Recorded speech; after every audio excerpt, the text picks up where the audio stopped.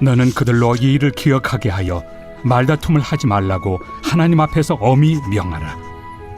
이는 유익이 하나도 없고 도리어 듣는 자들을 망하게 함이라. 너는 진리의 말씀을 옳게 분별하며 부끄러울 것이 없는 일꾼으로 인정된 자로 자신을 하나님 앞에 드리기를 힘쓰라. 망령되고 헛된 말을 버리라. 그들은 경건하지 아니함에 점점 나아가나니 그들의 말은 악성 종양이 퍼져나감과 같은데 그 중에 후메네오와 빌레도가 있느니라. 진리에 관하여는 그들이 그릇되었도다. 부활이 이미 지나갔다 하므로 어떤 사람들의 믿음을 무너뜨리느니라.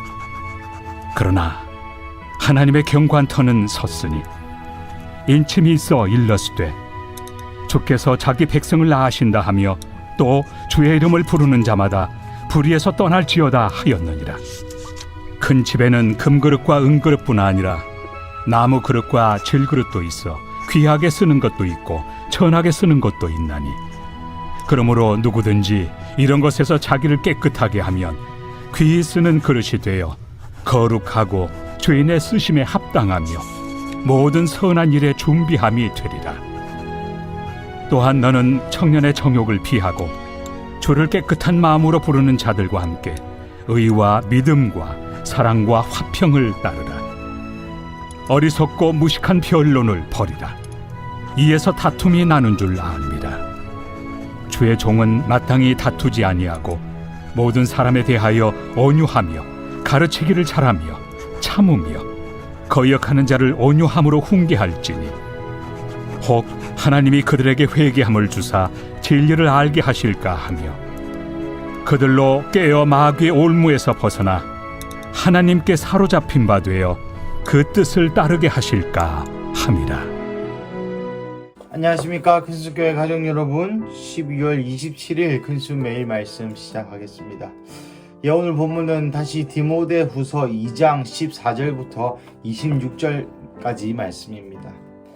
계속해서 바울 선생님께서 디모데에게 목회를 어떻게 해야 될 것인가, 또 목회의 어떤 그 핵심이 무엇인가 라는 것에 대해서 계속 이야기하고 있는 부분이죠. 저는 오늘 본문에서 두 가지 큰 특징을, 두 가지 큰 감동을 느꼈고 또 그것을 여러분들과 함께 이 시간 나누고자 합니다. 첫째는 20절부터 21절에까지의 말씀입니다. 큰 집에는 금그릇과 은그릇뿐 아니라 나무그릇과 질그릇도 있어 귀하게 쓰이는 것도 있고 천하게 쓰는 것도 있나니 그러므로 누구든지 이런 것에서 자기를 깨끗하게 하면 귀히 쓰는 그릇이 되어 거룩하고 주인의 쓰심에 합당하여 모든 선한 일에 준비함이 되리라. 주님께 사용받는 자들에 대한 이야기이죠. 목회를 함에 있어서 또 교회를 운영함에 있어서 금그릇과 같이 존귀하게 보이는 그러한 곳도 있고요. 또 질그릇과 같이 조금 존귀하지 않게 보이는 그런 그릇도 있다는 것입니다. 그러나 중요한 것은 누가 금그릇이고 누가 은그릇인가 중요한 것이 아니라, 또 누가 질그릇인가 나무그릇인가가 중요한 것이 아니라 자기를 깨끗하게 하는 그릇, 깨끗한 그릇만이 사용될 수 있다는 것입니다. 사랑하는 가족 여러분, 사실 생각해 본다면 그 그릇이라는 것은 음식을 담기 위한 것이고, 그 그릇의 크기나 그릇의 모양이나 그릇의 어떤 재료로 그릇이 만들어져 있느냐에 상관없이 그릇의 목적은 음식을 담기 위함이고, 음식의 목적은 식탁을 섬기기 위함입니다. 즉 큰 그릇이든 작은 그릇이든 모두 다 식사를 대접하기 위한, 혹은 식사를 하게 하기 위한 그 목적이 있는 것이죠.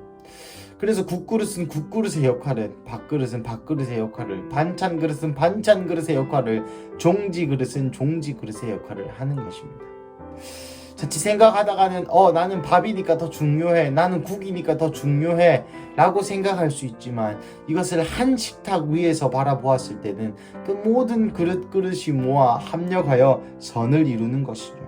마치 오늘 바울 선생님께서 표현하고 계신 것처럼 모든 선한 일에 준비함이 되리라 라고 말씀하시는 것처럼 말이죠.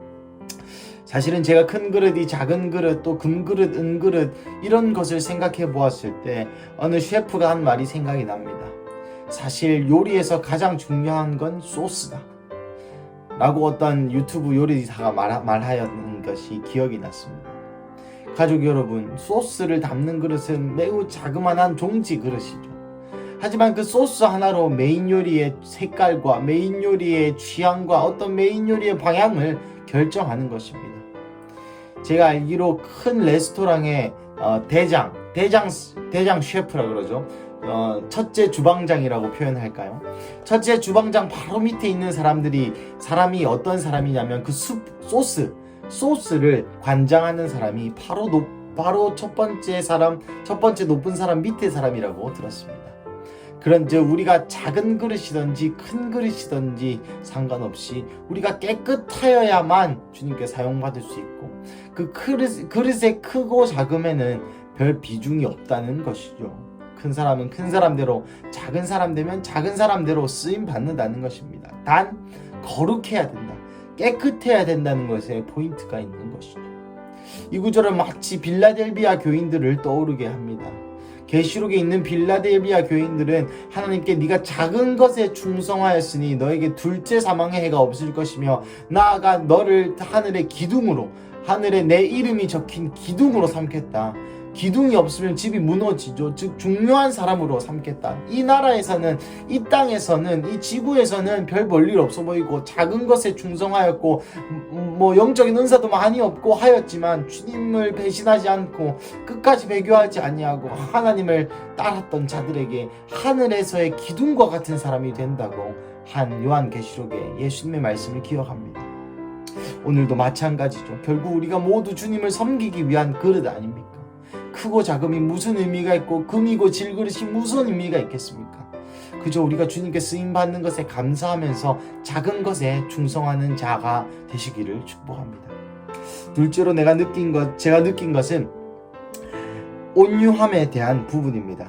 24절부터 26절까지의 말씀인데요. 주의 종은 마땅히 다투지 아니하고도 모든 사람에 대하여 온유하며 가르치기를 잘하며 참으며 거역하는 자를 온유함으로 훈계할지니. 그 교회를 운영하다 보면은 많은 잡음들이 있죠. 또 목사님의 어떤 방책에 또 마음에 안 드는 그런 교인들도 혹 있는 것을 제가 아버지 밑에서 크면서 몇 번 많이 봐왔습니다. 하지만 그 안에 바울이 가르치는 가르침은 그들과 변론하고 무언가 억울함을 토로하거나 무언가 내가 잘못하지 않은 것을 교인들이 지적할 때에, 또 양들이 지적할 때에 그것을 변론하거나 억울함으로 토로하지 아니하고 온유함으로 보이라 라고 얘기하였습니다. 이 온유하다는 뜻은 잘 훈련된 개를 상징합니다. 잘 훈련되어진 그 개를 보고 온유하다라는 표현을 한다는 것이죠. 즉 무슨 말입니까? 주님의 말씀에 따라 잘 훈련되어진 하나님의 말씀대로 사는 삶이 바로 온유한 자이고 온유한 삶입니다. 즉 이것을 요약하면 무슨 말입니까? 어떤 변론할 일이, 어떤 갈등이, 어떤 부정적인 사건이 일어날 때에, 또 지도자 개인적인 어떤 상황에서의 그런 일이 일어날 때에 무언가를 변론하거나 억울함을 다루거나 하지 말고 온유함, 즉 하나님의 말씀대로 사는 삶을 보여줌으로써 그리하라는 것이죠. 재정적인 어떤 시비가 걸릴 때는 내가 얼마나 주님 앞에 정결하고 깨끗하게 헌금을 하는지 실제 삶을 보여주면 되는 것입니다. 스캔들이 날 때에는 내가 얼마나 주님 앞에 정결한 삶을 사는지 실제의 삶으로 보여주면 되는 것이죠. 또 어떤 분야라도 우리가 공격받는, 우리가 주님의 몸된 자녀로서 세상 사람들로 손가락질 받는 그런 부분들 가운데서 우리가 당당하게 하나님을 섬기는 삶으로, 그 온유함으로 보여주라는 것입니다.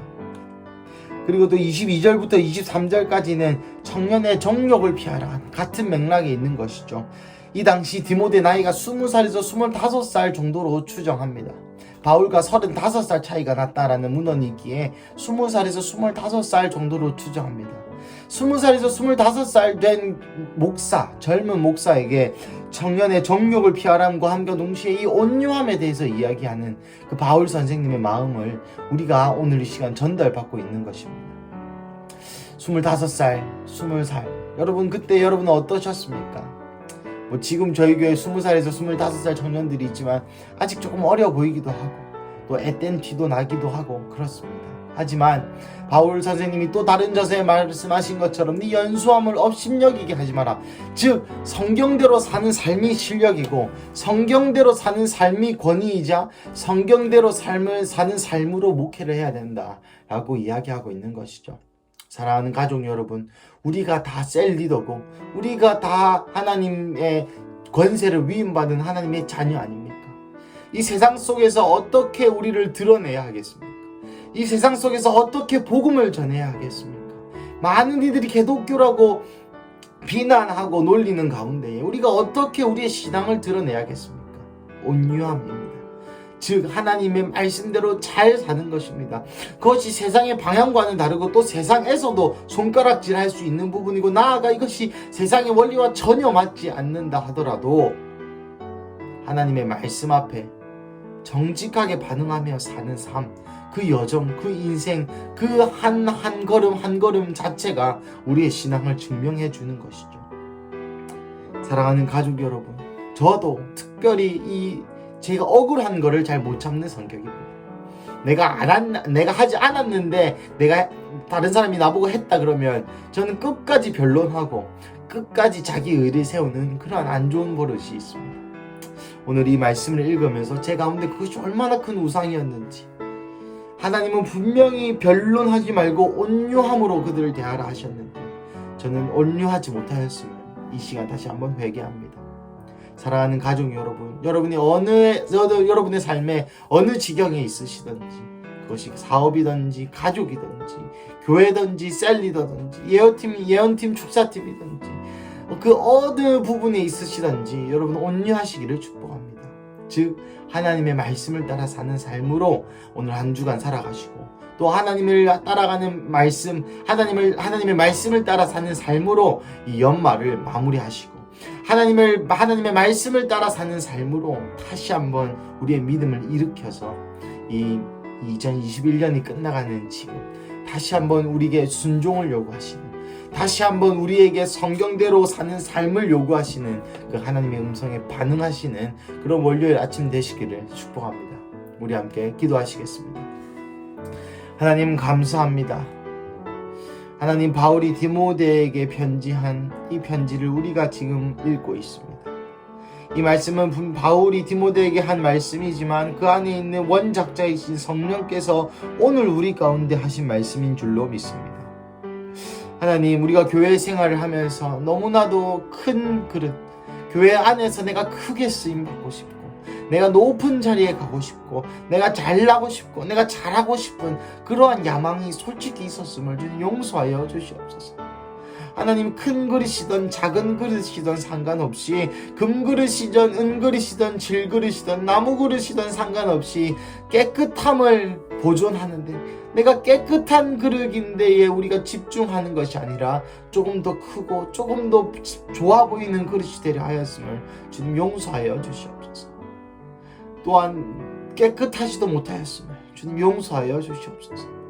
하나님, 모든 그릇이 합력하여 그 식탁을 섬길진데 하나님, 내가 다른 그릇을 탐하지 아니하고 하나님 나의 그릇 가운데 오롯이 임하실 수 있도록 다시 한번 거룩과 성결로 이 월요일 아침을 주님께 올려드립니다.